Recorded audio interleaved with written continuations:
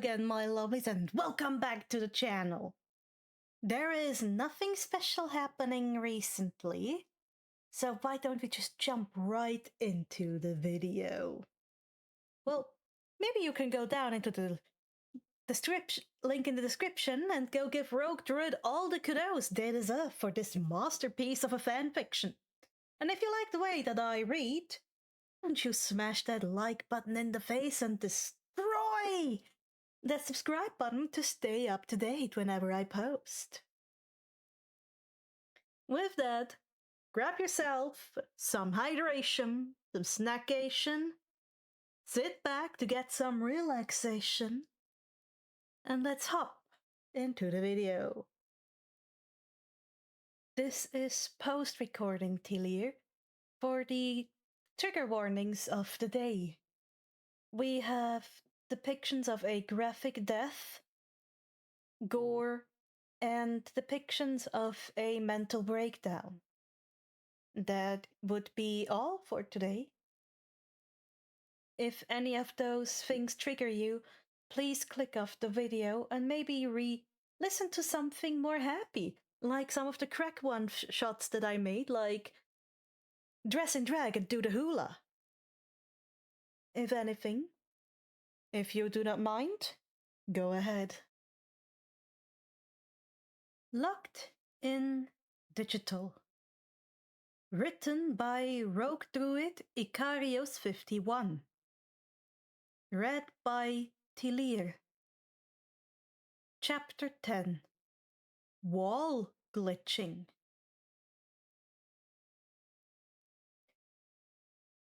Night 4. 1:06 a.m. Ready death count 51.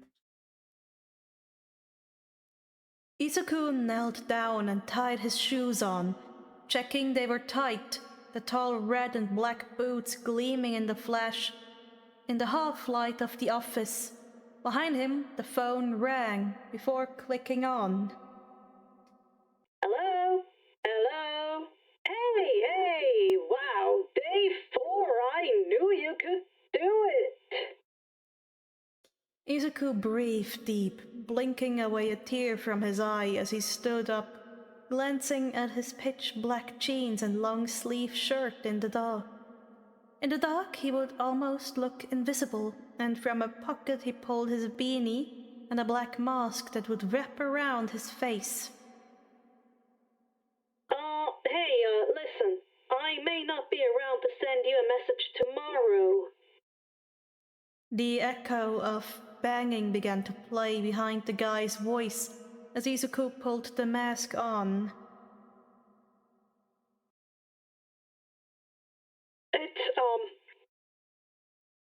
It's been a bad night for me.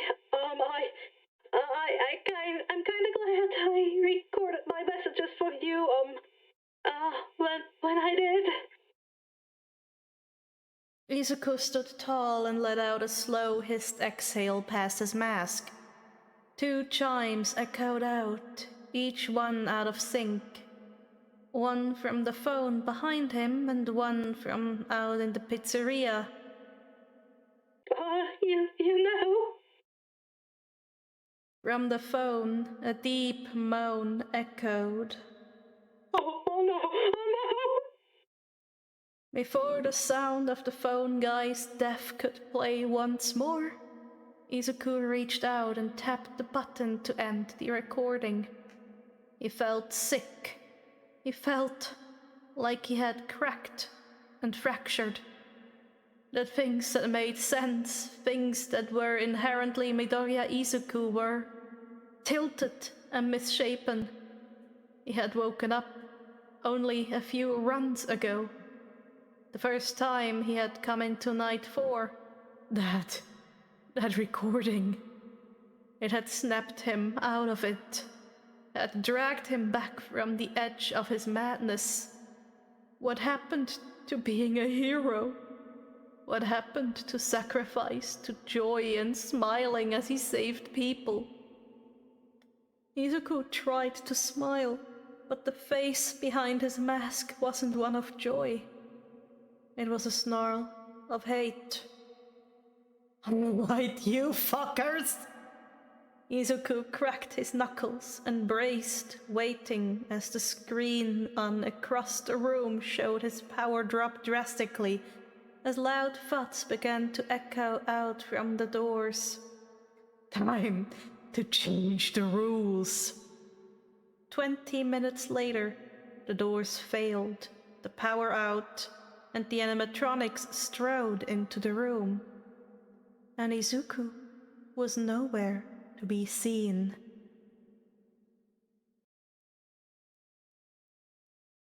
Izuku's notes were simple, but he was satisfied he had watched each match, breaking down the heroes and villains as they fought, but refraining from the after-action commentary.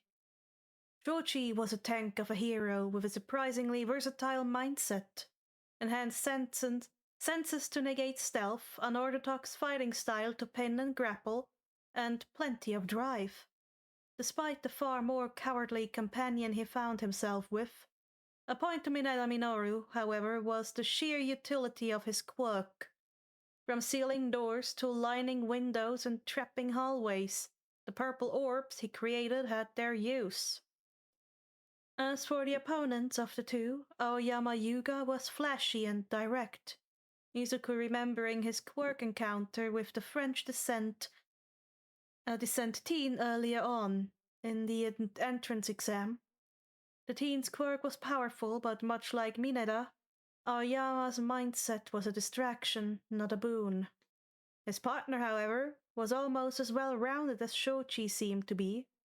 Agility, speed, a mid-range strike from her tongue, and almost as much proficiency in grapples and pins as Shoji, if from a far different standpoint. The fight has been close, with an early advantage on the hero team, in fact, that Aoyama's laser was far more destructive and long-range than any other fighter. The teen has used the length of the building to blast holes around the defending villains, while Asui had engaged and maneuvered past them. Sadly, Mineta had been taken out while pinning Asui, her knockout kick a thing of beauty. From then on, it was a matter of time and stamina, and Shoji was more for conservative than Aoyama. The villain team won, time running out, and Aoyama stalemated. Izuku left out a soft, inaudible sigh in disappointment at the lack of tactics, and flipped pages, his green eyes once more glancing over the notes he had on the next two fights. Yo-Yogazu Momo, one of the recommendation students with a quirk that was as dangerous as it was versatile.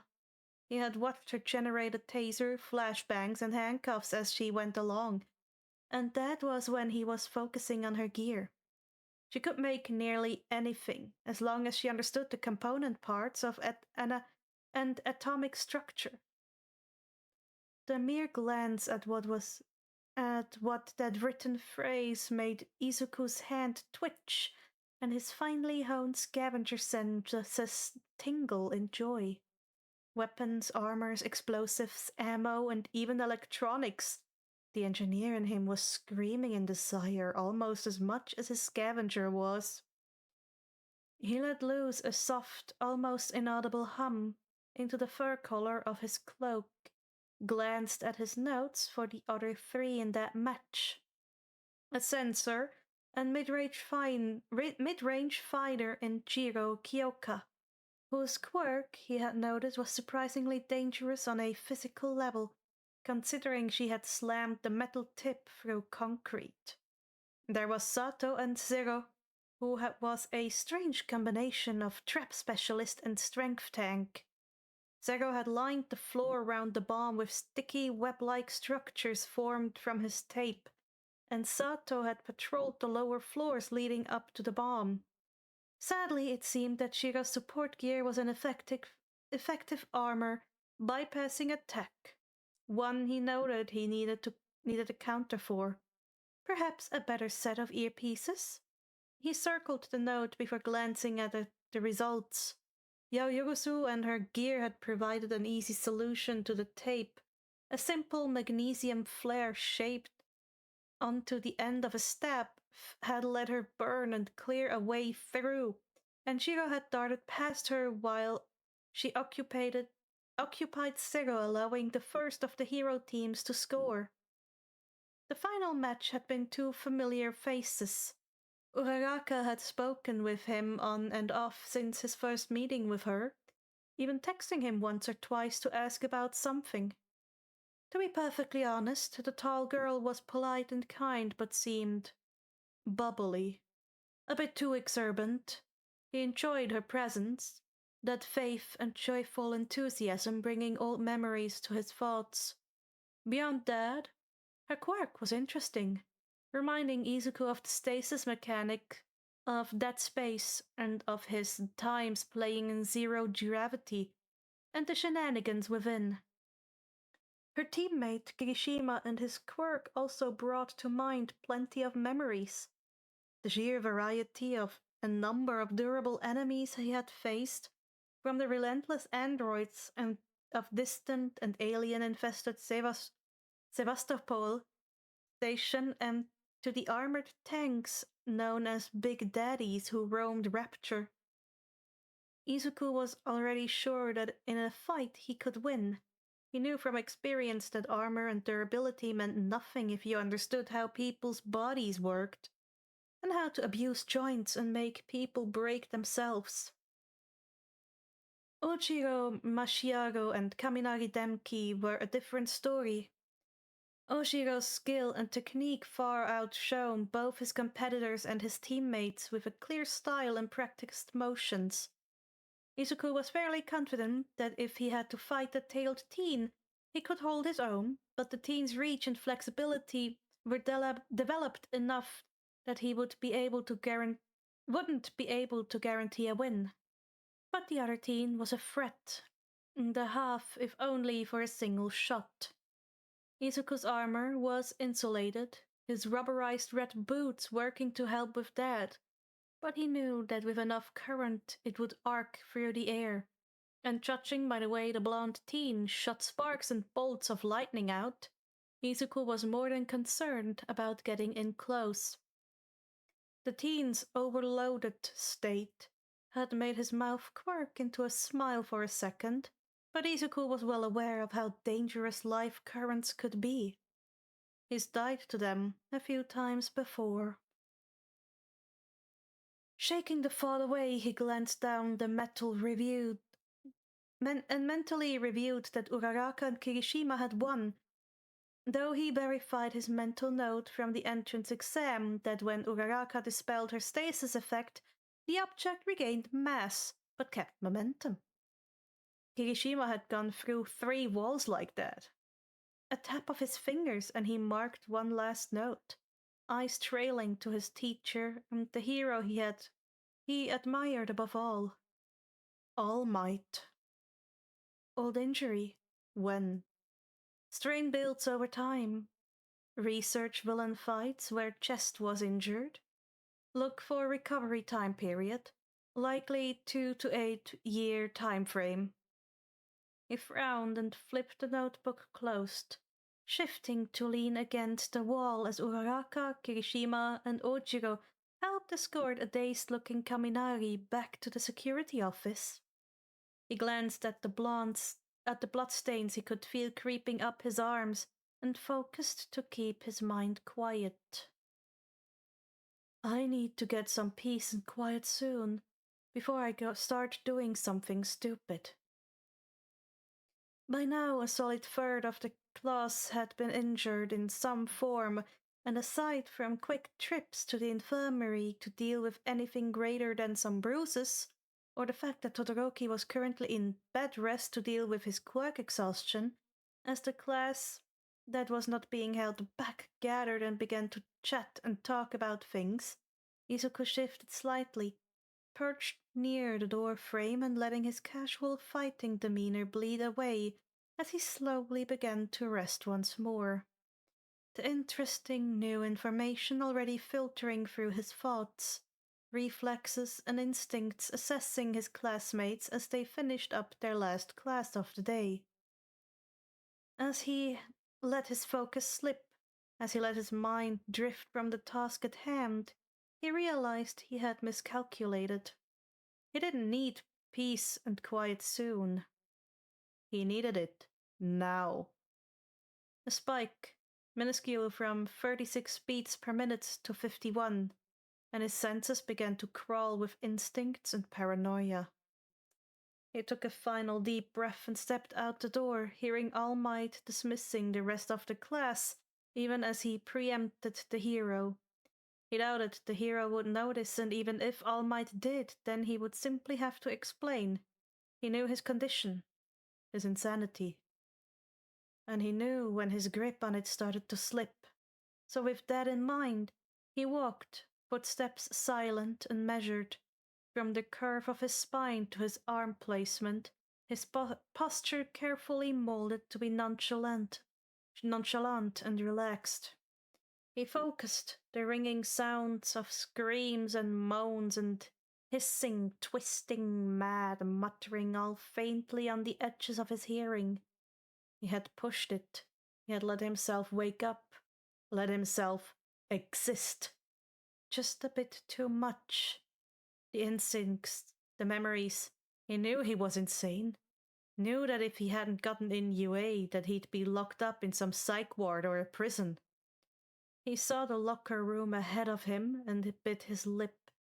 A familiar and yet now so much more real taste of blood and copper on his tongue as he turned away, taking a door he had seen earlier, an empty classroom greeting him as he closed the door, the faint sounds of his classmates echoing past the wooden barrier as he let his hands untense, fingertips shaking with sensation, with want and need. He leaned back against the wall next to the door and let his legs slowly give out, his back sliding down the wall as he closed his eyes, shifting so one knee was propped against his chest and the other leg was stretched out, tensed and ready. Like that, Izuku focused and took slow, deep breaths. He ignored the static. He filtered past the sounds of creaking pipes and distant screams and growls.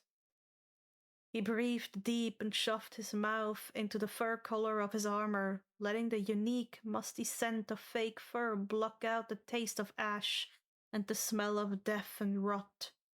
Breathed deep and slow, hands clenching and flexing as he focused. He looked up and blinked, the flickering shadow of Freddy Fazbear fading and twisting into the all too familiar and hated form of Slender, into the crown-like armor of Lautrec, before his mind reasserted reality over insanity. Focus. Gotta relax. The words slipped through bloodied lips in a nearly inaudible whisper as he closed his eyes once more, turning his focus inwards on his body. The tears on his face were salty but not ice-cold like the leaks of rapture. His bloodied mouth tasted of copper but not arterial sprays from Raccoon City. His skin felt clammy, the heat of his blood fighting against the sudden chill of the empty room, but it wasn't the ice-cold touch of Slender. After a bit, he felt the surge of sensory hallucinations begin to fade. Specific memories locked away once more, particular thoughts and aches fading back into that familiar full-body sensation as if he was standing near a generator. As if his body was charged and powered and flowing with dark, sinister energy. He breathed and exhaled in a slow, measured pace. He reached into his pockets and pulled out his phone, tapping the stopwatch. Even as he placed his fingers on his neck, he could feel it, the heartbeat hovering just over 40, but the process would help, would ground him. 1, 2, 3, 4. He counted each pulse, feeling as they slowly, oh so slowly, dropped from what a normal person could consider resting to a slow and sleeping pace. 33 beats per minute, 32, 31, 30. He waited another 30 and then another and another. He breathed slowly and closed his eyes, and then he opened them. The bloodstains had faded away. He waited patiently, and when they didn't return, he slowly stood. He glanced at the clock and scowled, letting the expression bloom across his face in self-depreciation. 24 minutes to get under control.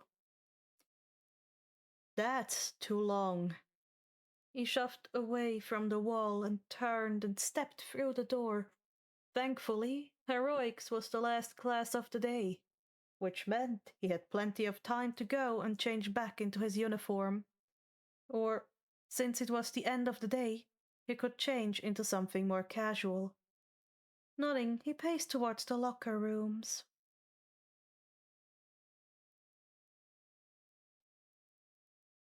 Night 4, 4:06 a.m.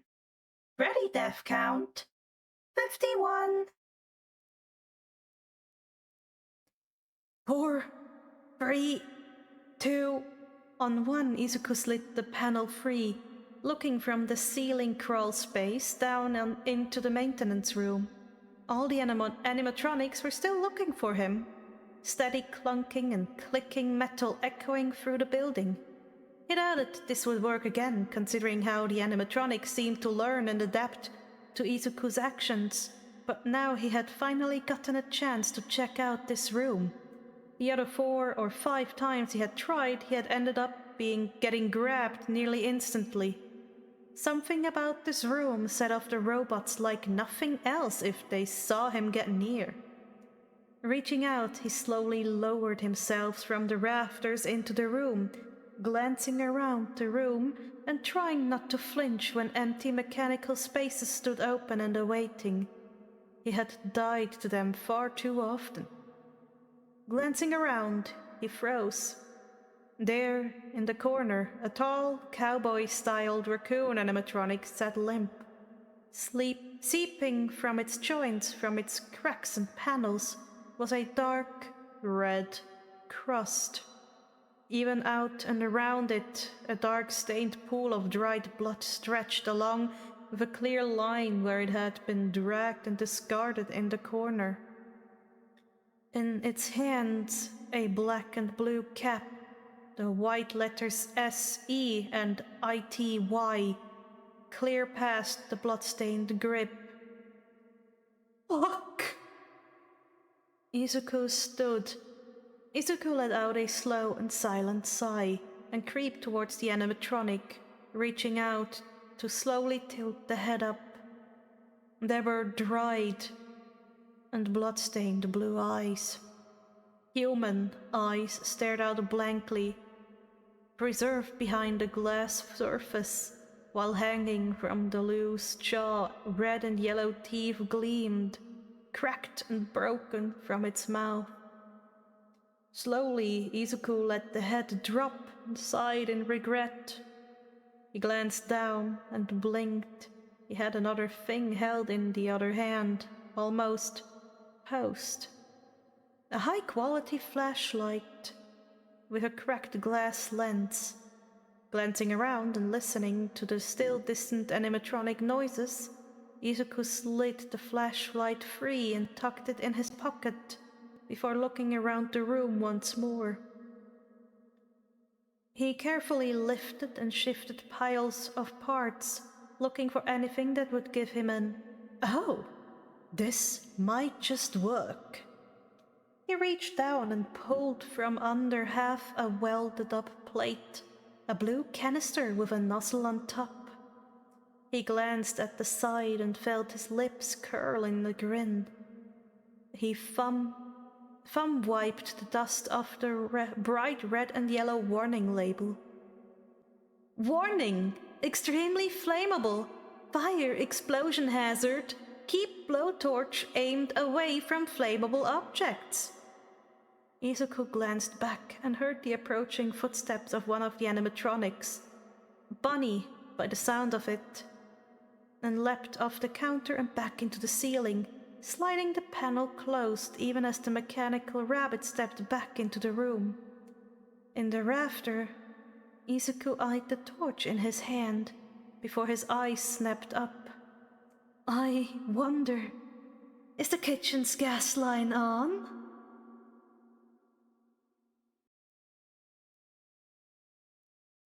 Three rooms down the abandoned class Izuku had claimed for his break room, Shigokyoka slowly opened the door, eyes glancing to confirm what her ear checks had told her. The green-haired teen that was her classmate was long gone. She slowly walked to the room he had broken down in, worry on her features. Jeez, I could hear his heart rate spike and then his counting thing.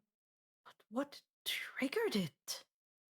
She had changed after class, but when she could still hear the counting mutters of her classmate, she had doubled back and hidden nearby to keep tabs on him and make sure he was safe. She glanced in the room and then down the hall. Well, what the hell do I do now?